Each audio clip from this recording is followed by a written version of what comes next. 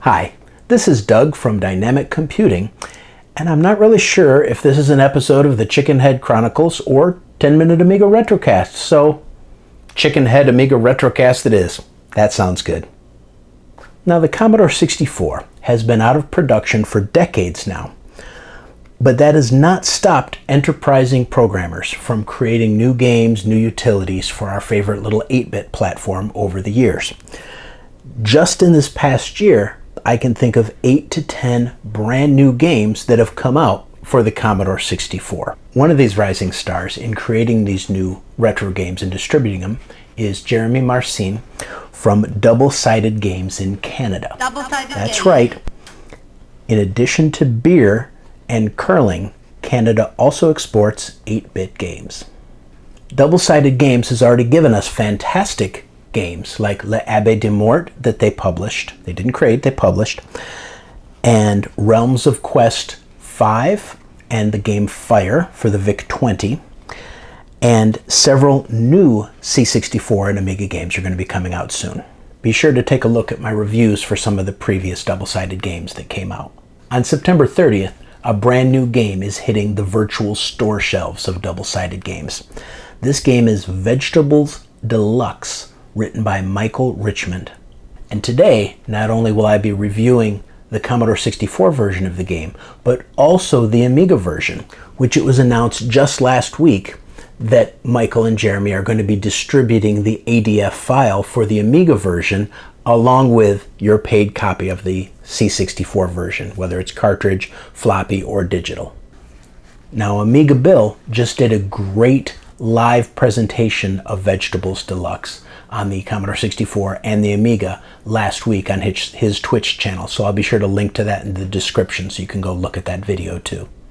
Let's take a look at the Commodore 64 version first. It's available for pre-order right now, September 7th, while I'm recording this video. The cartridge version is available for $38.99, the floppy version is $24.99, and the digital-only copy is $7.99. All these prices are in Canadian maple leaves or Molson beer cans or whatever it is the guys in Canada use for currency up there. I really don't know. The great thing is all three of these versions include the ADF file for the Amiga version. We're going to be playing it today on my beautiful SX64. Now, I have played this on my Commodore 128, of course in C64 mode, with my SD to IEC that I get from thefutures8bit.com, and it works absolutely perfect there. One great thing is that it'll work from any device number, 9, 10, 11, whatever you use, so you don't have to stick with device 8 like some of the old games had to do. And today, I'm going to be loading it from my Pi 1541. Now, the Pi hat I got from my friend John at CommodoreForever.net. I'll put a link down there too. The game loads really fast using my Epix Fast Load Reloaded cartridge, also from the Futures 8-bit. Now, I know it sounds like I'm being a corporate shill for these guys, but I just want to emphasize that people are still making really incredible products for our Commodore 8-bit computers and our Amiga computers, and I really want to give them the kudos that they deserve. So let's get the game loaded up. Double-sided game. Now, the first thing you're going to notice is this absolutely gorgeous splash screen. It's hard to believe that this is all done in only the 16 colors of the Commodore 64. You'll also notice a really great music tune playing in the background. Now, Michael Richmond does all of his own music. He's also done music for a lot of other games, which he'll be explaining a little while in his part of the video. We'll press fire to start, and you'll see we can move the mouse, we can move the joystick up or down to switch between music or sound effects during the game. I actually like to have the music playing because it's such a great tune. And then we can move left and right to choose between our various styles of gameplay. We're going to go over all of those styles. We've got casual, shopping, classic, and countdown, and I'll go over all those styles, but we're going to start out in classic mode. Now, Vegetables is a tile matching game, much like Bejeweled or Candy Crush. There's many variations on this theme over the years, and you've seen them everywhere. But Mike does a great job of making his unique and making it his own. And you'll love the story that he tells about the origin for this game. It's very, very nice. Now, classic mode, you're going for the high score. So you use your mouse to move your cursor here, and you can hold the fire button and move your little eggplant or whatever it is that you're trying to match. See there, I've got some broccoli I'm matching. This is not a timed version of the game here. You notice there's a timer in the upper right hand corner. It's not used here. What you do is you match as many tiles as you can, 3 or 4 at a time, maybe 5 at a time, until you run out of options on this particular screen. Then the screen reshuffles. You have a limited number of shuffles available to you, and you're able to continue the game after it reshuffles the board. Run out of shuffles, and the game is over. Let's see, I've got a couple of them. There's a little mushroom right there. No, that's not a key, that's a mushroom. Let's take a look at these great graphics. The veggies are all well designed. You'll see that you've got carrots, potatoes, eggplants, mushrooms. No, they're not keys, they're mushrooms. And broccoli. And then a very, very sad red pepper here. There's Mr. Red Pepper. This is an untimed version, so you can take your time looking for matches, and you match 3 by moving your cursor over a veggie, holding the button, and then dragging it to a new location, then the 3 vanish. Now, if you manage to match 4 at a time, it will take out an entire row. So if I was able to match 4 here, it would take out the entire row, and I would get points for that. If you manage to match 5 in a row, it actually blows up all of the same vegetable all over the screen, and you get a bonus shuffle, which is kind of cool. Now these are solid gray blocks. These are stone blocks that drop down. You'll notice these, you can't move on or off those at all. They are permanent structures there. But you can move them as you move your little veggies in place there. You can move them, and if you do happen to line up 3 of the stone blocks, they will blow up just like every other item.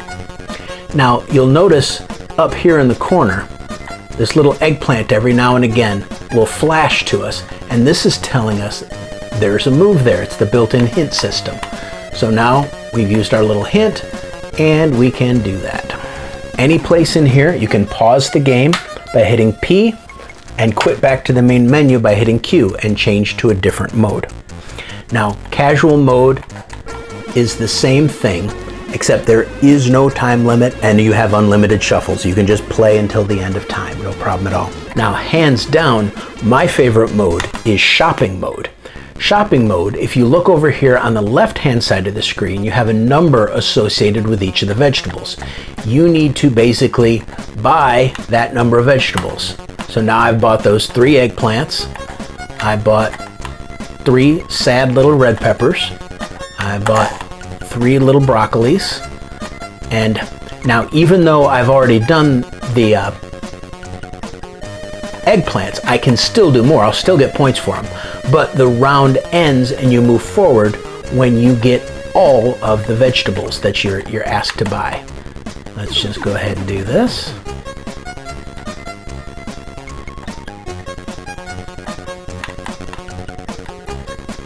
Okay, I've got all the vegetables.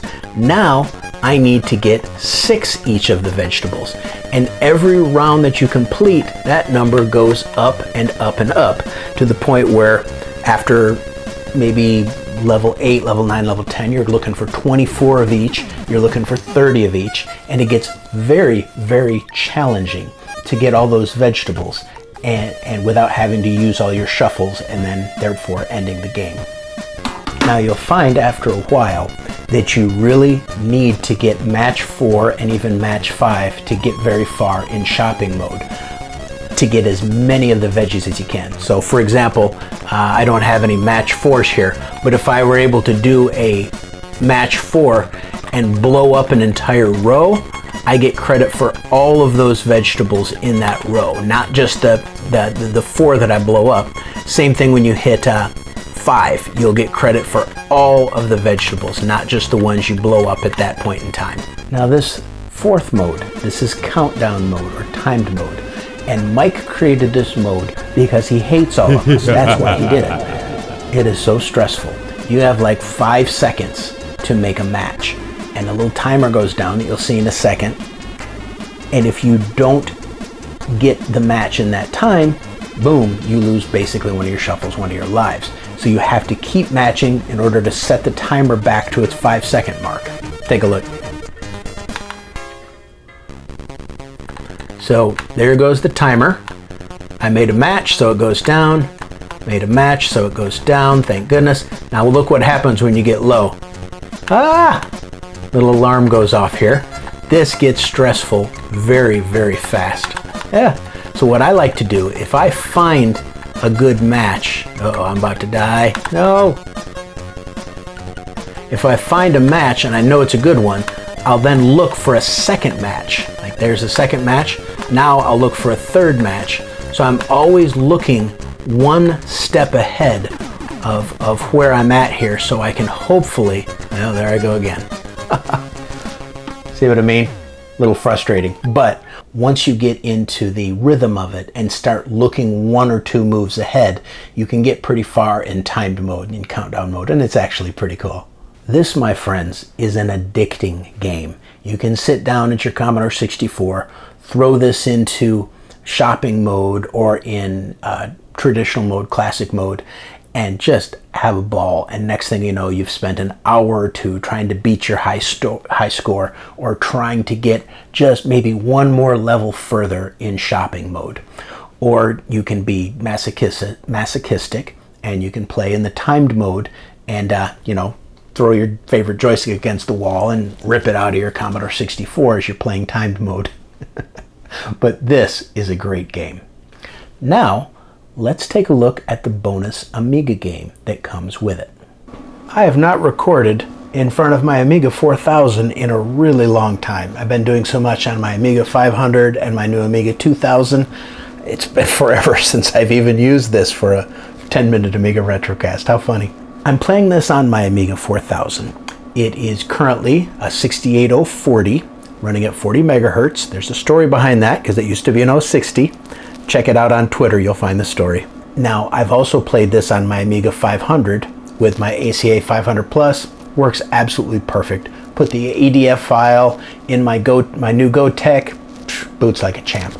Now, this thing works in both PAL and NTSC modes, so you're not going to have any issue no matter which side of the pond you're on, whether you're on the correct side, the NTSC side, or the other side, the PAL side. Both of them work just great.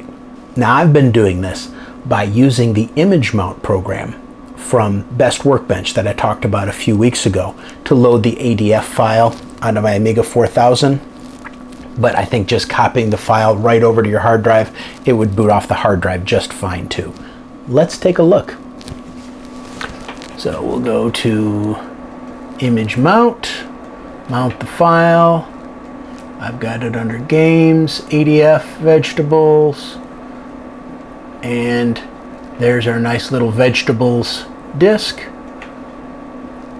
We'll launch the vegetables program and it'll come up on the other monitor.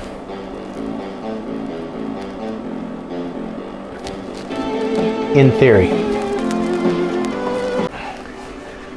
Okay, quick little monitor issue, so I swapped out the monitors. This one's working fine now. Of course, the first thing you're going to notice is the main screen looks a little bit different. How to select your different modes here is a little different, and everything is mouse-based. The second thing is, you'll notice the audio is enhanced from the Commodore 64, but that's just because Paula can do a little more than the SID chip can. I know I've just offended about 20 million viewers right there. The graphics also are improved on the Amiga version. You can see each of the vegetables has a little bit more personality, a little bit more identifiable, just because of the nice multicolor modes that the Amiga can handle. Oh, here's a nice match 4. You'll also notice that the red pepper is still incredibly sad in this mode. What is it, red pepper? What is it that's got you so down? A few buttons appear in the lower right hand corner that didn't appear in the Commodore 64 version. Hint will make one of the little dudes like here. Notice this little red pepper here? You click hint, he blinks his sad little eyes, which means that right near him is a nice little option. We'll do another hint. Now the little mushroom's telling us we can go there. So instead of the hints being automatic every few seconds, you hit the button for the hint. You can turn the music on or off right here. Who on earth would want to turn the music off? You can pause the game, and you'll notice when you pause the game that the screen blanks out. That's so when you're in timed mode, you can't pause it and then cheat and see where you can go and then unpause it and get busy. So good thinking, Mike. You'll also notice at certain times of the game, like when you get a match 4, that the screen shakes and there's nice explosion vibrations. That's something that didn't exist on the Commodore 64 version for various reasons.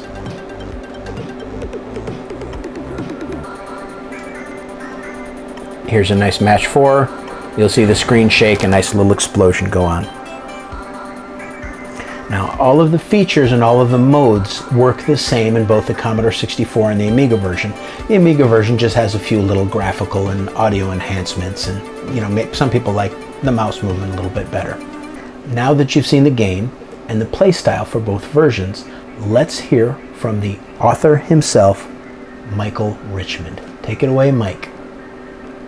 Hi, my name is Mike Richmond, and I'm responsible for the new game Vegetables, which is coming out for the C64 and the Amiga later this month on double-sided games. Vegetables is a casual game in the match 3 genre. It's similar to Candy Crush or Bejeweled, where you have to match 3 shapes and they disappear from the playfield, new ones dropping in from the top. It's my first game, and I created it originally to learn how to program in machine code on the Commodore 64. The name and the theme of the game was inspired by my son. He's just turned 4. He really enjoys playing games, especially with my mobile phone. And he mistook the shapes in Candy Crush for vegetables, so that's what he started calling it. And the rest is history. So essentially the game is made for him. Why Commodore 64? It was my first machine. It was one that I felt I could program without needing a full team of people to support as you would with a modern game. Even with the 16-bit machines, you quite often need somebody who's quite capable in terms of doing graphics to be able to make it look as people would expect. The 8-bit era was the era of bedroom coders, so I thought, although I'm perhaps 30 years late, I could pick up some of the ambition that I had as a child when I got my very first computer. I'm actually a musician by trade, and so learning the 6502 was really helpful because I wanted to use the SID chip to make music. There's no better way to learn a new language than to write a game, and so Vegetables came along. The Amiga version of Vegetables has been coded with Amos Basic. Back in the 1990s, I did a lot of music for Amiga games, and a lot of the PD games I did were made from Amos. And I was quite heavily involved in the Amos scene. There was a magazine called Amos Scene that I used to write for. I did a lot of work with F1 Licenseware, who puts out a lot of the Amos produced programs. It just seemed like a natural thing to pick it back up for a short project. My interest in Amos came back again because of the Amos 2 project, which Francois Lyonnais, the original Amos programmer, is doing now on the PC, where your Amos code will actually be able to work through JavaScript on any device. So potentially Vegetables could then turn into something that was playable on a whole range of modern devices. I've been working on the music for a couple of new Amiga games, which is how I got into it, back into the Amiga again. The 2 double-sided Amiga games I'm working on is Black Dawn Rebirth and Shadows of Sergoth. I was working on the music for the intro to Black Dawn, and that needed a kind of an interactive music routine because the timings and the sounds had to match up with the music so that it's all sort of held together right. What I did to test that was I knocked together a quick Amos program using the few skills that I still had left to test that the music worked. That weekend project, learning back to use Amos again, turned into porting Vegetables because once again, what better way to pick up a language than to make something with it? In terms of the differences between the two games, the C64 and the Amiga version of Vegetables, there should be no real differences between the two. I'm going to include all the features of the C64 game in the Amiga game, but otherwise they're going to play the same with the same game features. I don't intend to put many additional extra items into the Amiga game. I want it to be quite a faithful port. My plan with the Amiga game is that it'll work on a basic 512k Amiga, so I don't want to put too much in and spoil the fun. What software do I use? I use CBMPRG Studio on the C64. That's a full integrated development environment for coding on Commodore 8-bit machines, from the VIC-20 through the C64 and even the PET. It's a relatively simple to use bit of software for someone like me who's used to having everything in one place and not used to development chains and all that kind of thing. Did the music with Goat Tracker. That's the only real choice for C64 music that's going to be used in a game. So it's quite a sort of small marketplace. And Goat Tracker works well because you can also include sound effects as a player in there as well. For the Amiga, as I said, I've used Amos, but I also used Personal Paint for the graphics because that was pre-installed on my Amiga forever. Otherwise, I'd probably use Deluxe Paint, which is what I'm used to. And I used Optimed Sound Studio for the music. I've been using Optimed since 1992, so it just seemed perfectly natural for me to continue to use it on an Amiga rather than to try some of the newer PC programs such as Milky Tracker or OpenMPT, which I just find have got a slightly bigger learning curve. And when I'm only doing 4-channel Amiga music, that learning curve doesn't seem to be worth it when I'm going to spend all my time converting it back into a format the Amiga can understand. As for my future plans, I've started a C64 game called Mission to Mars. It's got a Lunar Lander section and a Moon Patrol section. That's currently sitting in development limbo. I may or may not complete that project, depending on sort of how I get on. And whether I do any more projects at all, it really depends on the reception to Vegetables. I at great pains to say I'm not a natural coder. I don't work in coding for a living. I've not done any programming since kind of the sort of mid-90s. So left to my own devices, I'd probably just concentrate on doing music because that's what I'm comfortable with. Having said that, I've quite enjoyed the programs that I have done and the little games. So if there's a really good reception to Vegetables, maybe I'll have a go at doing another one. Not yet decided yet. As for the music side of things, I'm working on quite a few different projects now. The next two that you could probably see from me will be the two double-sided games releases, Black Dawn Rebirth and Shadows of Sergoth. They're both dungeon crawler type games. They both look absolutely amazing, and they should be coming out towards the end of this year or the beginning of next year. A lot of people do ask me why the red pepper is so sad in Vegetables. In both versions, it's the only one that's got a little bit of a frown on his face. The answer's simple. Everybody confuses him and thinks he's a tomato. Thank you so much, Michael Richmond, for the interview and for telling us more about the game and the background. Thank you for telling us why the red pepper or the tomato or... yeah, red pepper, whatever it is so sad. Now I understand his sorrow. And I really love the story of why you wrote the game to begin with. I think that is just fantastic. Great job. So what's my opinion? I've played both the Commodore 64 version and the Amiga version. Which one do I like better? Well, the answer is both. I'm not the kind of guy that, is going to say, oh, better graphics, better audio is going to beat it. I like games to play to the strengths of their platforms, and that's good enough for me. So the Commodore 64 version, fantastic, beautiful, absolutely incredible. The Amiga version, fantastic, beautiful, absolutely incredible. If you have the C64 or emulate one with Vice or use the C64 Mini or the new console that's coming out in a few months, get this game. Absolutely get this game. It's worth getting the cartridge or the floppy if you have real hardware. Absolutely worth it. Jeremy always adds great loot to his boxed versions. In this one, I fully expect a packet of ranch dressing to be included in the Vegetables game. Don't quote me on that though. And he always produces just a limited run of the physical copies. Digital, no problem. Order 1 million of them. But the physical copies, sometimes 40, sometimes 50. So get them while they are hot. Now, if you only own an Amiga and you want this game, just buy the digital copy. It's available after September 30th. You'll get the digital ADF, and just think of the .d64 file as a bonus, and you can download Vice and play it on the Vice emulator in C64 mode. Bonus! I can't tell you how happy I am that Mike made an Amiga version. I ordered the Commodore 64 cartridge version literally on day one of the pre-orders. I jumped right on that because I know how quickly they sometimes sell out.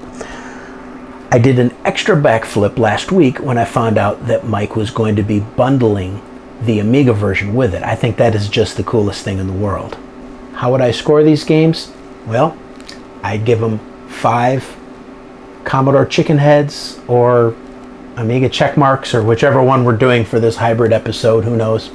And I give it 5 for the fantastic graphics, the fantastic audio, and the incredibly addictive play style and playability of these games. Absolutely fantastic. 5 whatevers out of 5. Now, Double-Sided Games has several more games coming out this year. There's Black Dawn Rebirth for the Amiga, Shadows of Sergoth for the Amiga, and Winterdane for the Commodore 64. Those should be out this year or early next year. Now, Amiga Bill just did a great live Twitch stream of Black Dawn Rebirth and Vegetables just a couple of days ago, and I'll make sure I link to his Twitch stream in the description so you guys can take a look at that. But these new games, both Amiga or Commodore 64, count on the fact that I'll be able to cover those too, because those look really, really great. So that's it for today's show. Thank Mike Richmond so much for helping out, for responding so quickly when I found a bug in the Amiga version, and literally he would like fix the bug in like an hour and then send me a new copy of the game. He's thumbs up to that, man. Like and subscribe to my channel, and for goodness sakes, go order this game right now. Until next time, this is Doug from whatever this hybrid Amiga Commodore 64 show is called, signing out.